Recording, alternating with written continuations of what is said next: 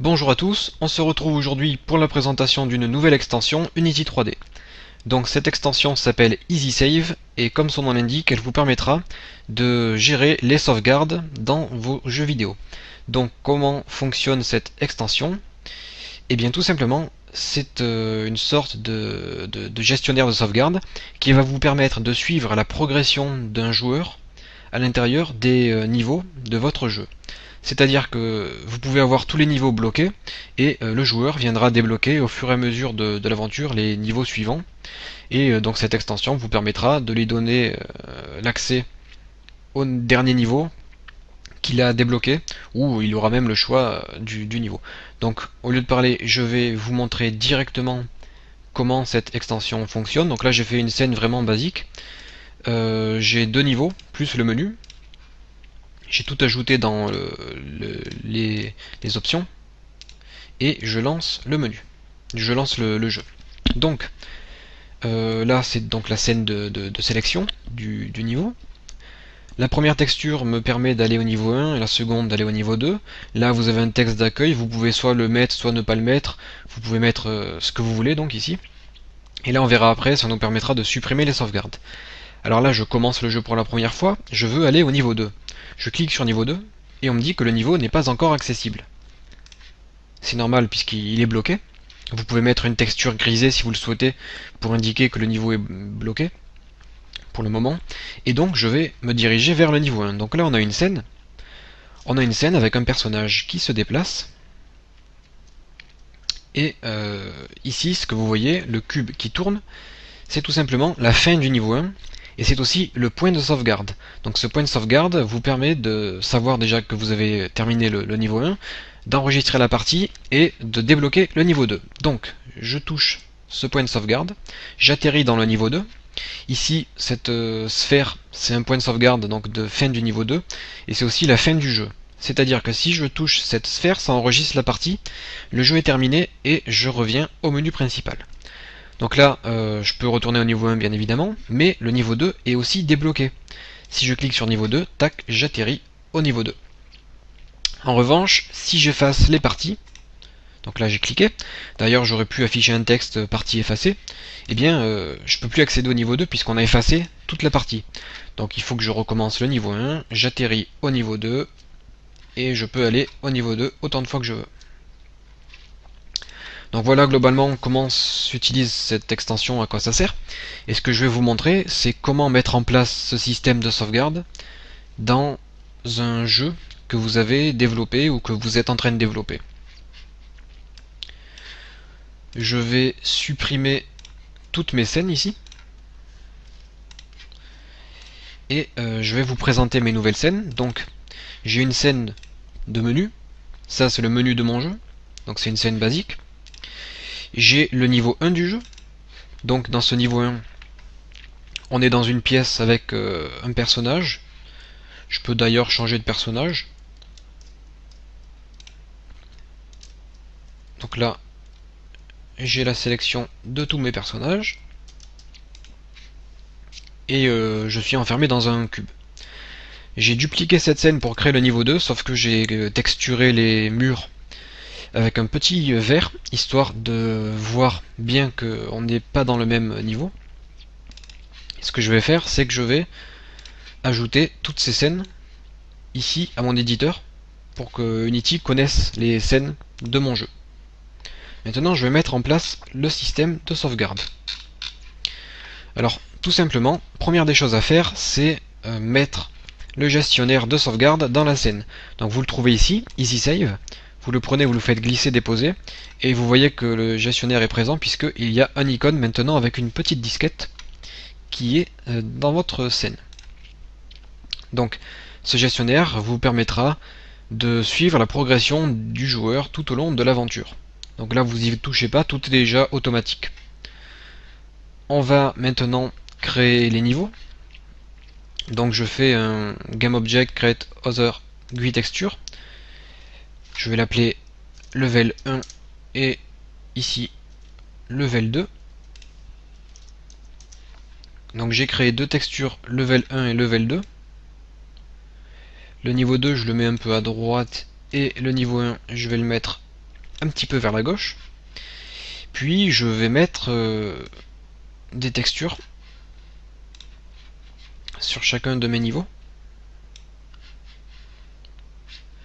Je vais même un peu agrandir les textures parce que là, on ne les voit pas très bien.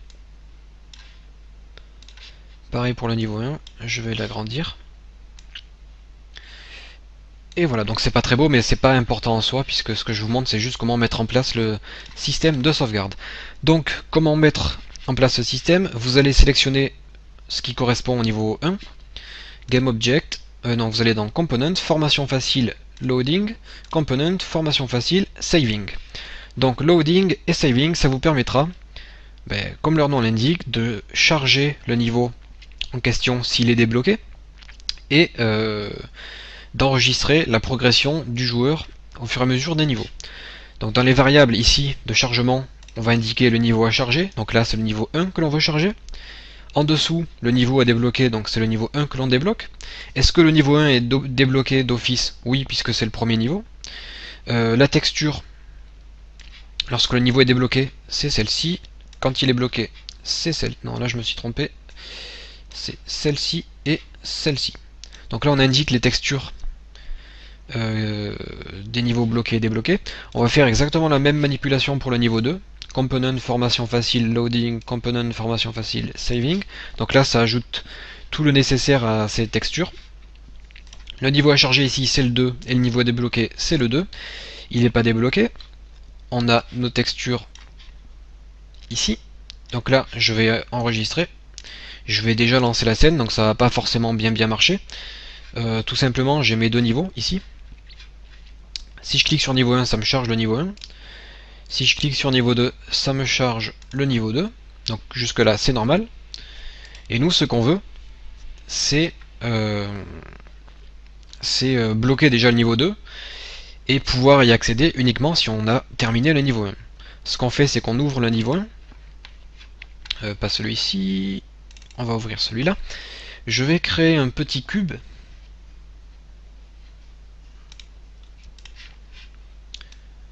Le cube se cache un petit peu dans la scène. On va le mettre quelque part par ici.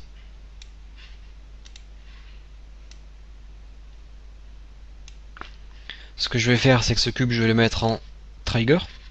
Donc on pourra passer au travers. Et je vais le taguer en save. Save, c'est le tag qui me permet d'indiquer un point de sauvegarde dans un jeu. Donc à chaque fois que je vais toucher un objet save, ça va enregistrer la partie. C'est un peu comme dans les MMORPG par exemple, parfois vous avez des portails de sauvegarde où vous pouvez intégrer cette fonction où vous le souhaitez. Donc là quand je vais toucher ce cube, ça va enregistrer la partie.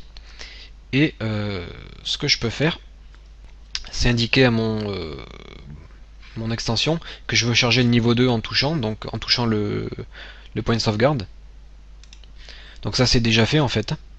C'est déjà préconfiguré dans le script. Ça va effectivement me charger le niveau 2. Là, je charge le niveau 2. Dans le niveau 2, je crée un autre objet. Pas un cube, j'ai dit un autre objet, donc une sphère. Cette sphère, je vais la placer ici. Je l'agrandis un peu. Et cette fois-ci, je veux indiquer que c'est la fin du jeu. Donc je mets le tag menu qui va enregistrer la partie en disant qu'on est arrivé à la fin du jeu. Et que je veux retourner au menu. Donc là, j'enregistre, je vais au menu principal. Alors j'ai juste une petite chose à faire. Je vais, ça vous n'avez pas besoin de comprendre ce que je fais, c'est juste pour moi. Puisque j'ai sans faire exprès déjà enregistré la partie. Du coup le niveau 2 va rester débloqué. Puisque j'ai déjà fait ma sauvegarde. Donc là, je vais juste supprimer l'accès au niveau 2. Donc je vais vous dire ce que j'ai fait tout à l'heure. Voilà, donc là j'ai supprimé l'accès au niveau 2. J'ai un peu supprimé les sauvegardes en fait, comme ce que j'ai fait dans la première démo. Et maintenant je lance le jeu. Donc là j'ai pas mis le texte. Donc je clique sur le niveau 2. Je peux pas y accéder. c'est normal puisqu'il est bloqué. Par contre, je peux accéder au niveau 1. Maintenant, je peux me déplacer. Donc, je vais sélectionner le personnage que je veux. Je me déplace dans la scène, tac tac tac. Et je vais toucher le cube. Là, j'arrive au niveau 2. Donc, je peux me déplacer dans la scène. On va venir dire coucou devant la caméra. Et on va toucher la sphère. Ah, aïe, petit bug en direct. J'ai oublié de mettre ma petite sphère en trigger. Voilà.